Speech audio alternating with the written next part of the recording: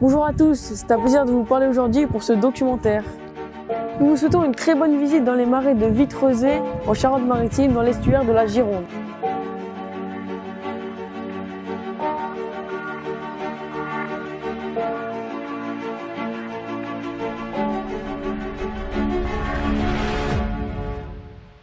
Oh, regardez là-bas, un nid de cigognes blanches.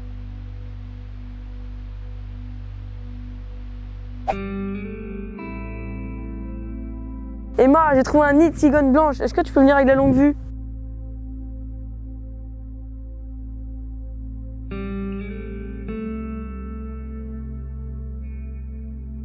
Bonjour Enzo, je te présente Raphaël Musso. Bonjour.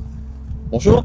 Est-ce normal qu'il y ait des cigognes blanches ici en hiver? Alors en fait, Enzo, la cigogne blanche est un oiseau qui se reproduit classiquement très tôt dans l'année en fait. Dès la fin de l'hiver, avant la mi-mars, on a les premières pontes. Mais c'est vrai que depuis plusieurs décennies, on tend à voir des cigognes qui arrivent de plus en plus tôt sur leur zone de reproduction et donc se reproduisent de plus en plus tôt. Et donc on a en effet des oiseaux comme ici qui vont couver leurs œufs assez tôt dans l'année, dès les mois d'hiver. En fait, c'est un phénomène qu'on observe aussi chez beaucoup d'autres espèces d'oiseaux. Il y a des oiseaux qui, en fait, comme la cigogne blanche, tendent aujourd'hui à hiverner de moins en moins loin. La cigogne blanche est un oiseau qui normalement va hiverner en Afrique subsaharienne, dans le Sahel, dans des pays tels que le Sénégal, le Mali, le Niger ou le Nigeria. Et en fait, aujourd'hui, on se rend compte que les cigognes vont hiverner moins loin.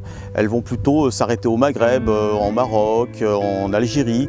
Et puis on a des grosses zones d'hivernage aujourd'hui, par exemple, en Espagne ou au Portugal. Et on a même aussi beaucoup d'oiseaux qui hivernent ici dans les marais de Gironde. Cet hiver, on avait une quarantaine de cigognes blanches qui ont passé tout l'hiver ici dans les zones humides de ces marais de Gironde. Alors c'est un phénomène qu'on observe chez beaucoup d'espèces. Les oiseaux tendent d'aller moins loin, donc ils reviennent plus tôt, ils commencent à se reproduire aussi de plus en plus tôt. Et par exemple ici cet hiver sur les marais de Gironde, on avait des hirondelles de cheminée qui ont passé l'hiver. Et donc voilà, on a ce phénomène aujourd'hui avec des oiseaux qui se reproduisent de plus en plus tôt. Mais à quoi est dû ce phénomène? Le fait qu'on ait des oiseaux qui migrent de moins en moins ou qui vont migrer de moins en moins loin et donc qui se reproduisent de plus en plus tôt, aujourd'hui est en très large partie expliqué par le phénomène du changement climatique, donc du fameux réchauffement de la planète. Dis-moi Raphaël, est-ce qu'on sait à quoi est dû le réchauffement climatique? En fait, Emma, aujourd'hui, il y a un consensus scientifique assez général pour dire que le réchauffement climatique est dû à ce qu'on appelle les gaz à effet de serre. Alors les gaz à effet de serre, il y en a de différentes sortes. La vapeur d'eau est un gaz à effet de serre. Le méthane, qui va être produit par exemple par les vaches, est un gaz à effet de serre. Et puis il y a le fameux dioxyde de carbone dont on parle énormément, qui est en très large partie responsable du changement climatique que l'on connaît aujourd'hui. Pour illustrer mon propos, je vais appeler Vanille, notre scientifique en herbe. Salut Vanille, est-ce que tu pourrais nous parler de l'effet de serre? Bonjour Enzo, tout à fait.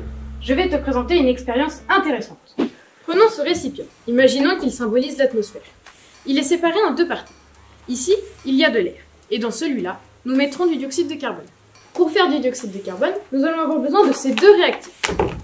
Pour représenter la Terre, je vais utiliser deux petits globes, ainsi que deux lampes allumées, et pour finir, deux thermomètres pour mesurer la température. Pour faire du dioxyde de carbone, nous allons avoir besoin de bicarbonate et de vinaigre. Il nous faut aussi une tulipe et un flacon.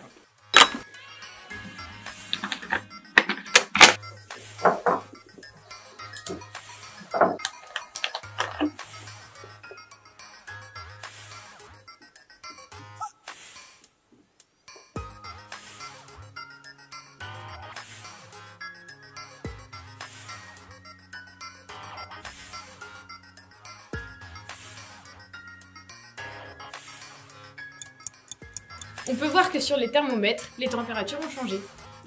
Dans le compartiment où se trouve le dioxyde de carbone, la température a beaucoup plus augmenté que dans l'autre. Voilà Enzo ce qu'il se passe avec l'augmentation du dioxyde de carbone dans l'atmosphère. D'accord Vanille, donc avec les gaz à effet de serre, il fait plus chaud. Mais est-ce vraiment un problème? Effectivement Enzo, je vais te présenter une deuxième expérience. Au départ, nous avons un ballon rempli d'eau colorée, surmonté d'un petit bouchon et d'une tige en verre. Ce trait va nous aider à représenter le niveau de l'eau. Il nous faut un cristallisoir rempli d'eau chaude. Ce thermomètre va nous permettre de regarder la température de l'eau.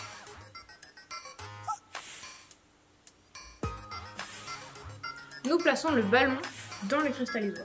Et nous allons donc observer que le niveau de l'eau monte dans le tube. De ce fait, cela prouve que le réchauffement climatique a un impact sur le niveau des océans. C'est la dilatation des océans. Merci Vanny pour ces expériences. Alors Raphaël, on est au bord de l'estuaire de la Gironde. Peut-on y voir les effets du changement climatique? Donc oui, en fait, Enzo, les effets du changement climatique, on les voit aussi ici sur un site tel que l'estuaire de la Gironde. Et par exemple, au sein de cet espace, eh bien, on se rend compte que l'océan monte à une vitesse de 3 à 4 mm par an. Alors c'est assez important parce qu'après un siècle, en fait, on a 20 à 30 cm d'élévation du niveau marin. Ça génère une perturbation très très forte des courants qu'on a au sein de l'estuaire. On a un estuaire qui est en train de se mariniser, qui devient de plus en plus marin, de plus en plus assujetti aux courants océaniques. Et ici, par exemple, sur le site de Vitrezay, l'érosion génère un recul du trait de côte de 3 à 4 mètres par an. Est-ce que c'est grave et comment peut-on y remédier? Alors oui, en fait, Emma, c'est vraiment problématique parce qu'en fait, on le voit, ce sont des zones humides qui disparaissent tous les ans. Donc les zones humides du littoral sont grignotées petit à petit. Donc c'est vraiment un problème qui est très préoccupant parce que les zones humides sont très importantes pour la planète. Elles apportent de nombreux services, elles contribuent à épurer les eaux, ce sont des zones d'alimentation aussi très importantes pour beaucoup d'oiseaux par exemple. Alors qu'est-ce qu'on peut faire contre ça? Malheureusement pas grand-chose. Le réchauffement climatique, c'est un phénomène qui est en cours, c'est même plutôt en phase d'accélération.